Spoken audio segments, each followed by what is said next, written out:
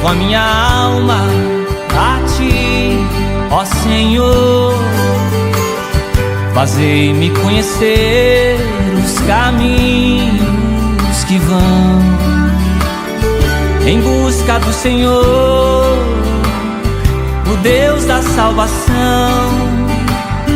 Espero todo dia, me guie, ó Senhor.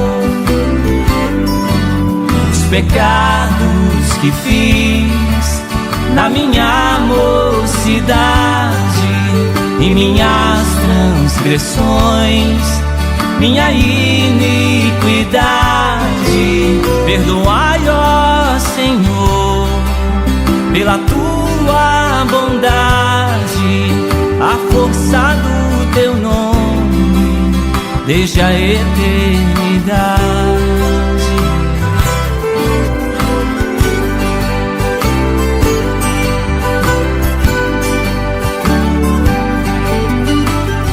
Meus olhos se elevam em Ti, ó Senhor.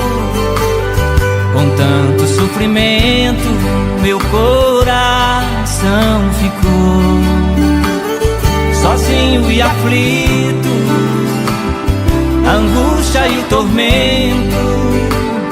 Tem compaixão de mim, perdoa, ó Senhor.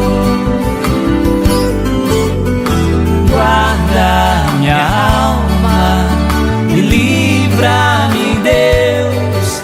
Tenho em Ti meu refúgio, tenho amor em Deus.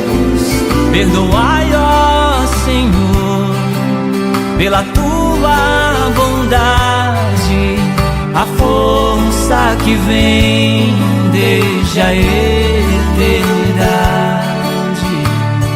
Elevo a minha alma a Ti, ó Senhor.